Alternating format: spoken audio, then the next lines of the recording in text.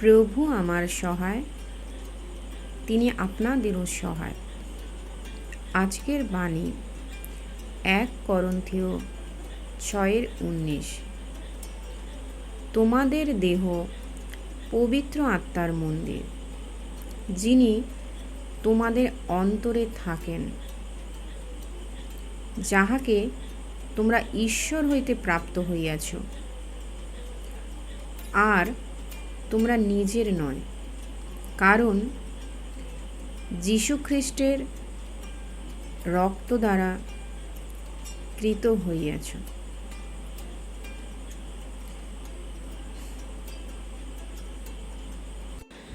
অতএব তোমাদের দেহ ঈশ্বরের গৌরব করো। আমেন। বচন কলোসীয় 2:6।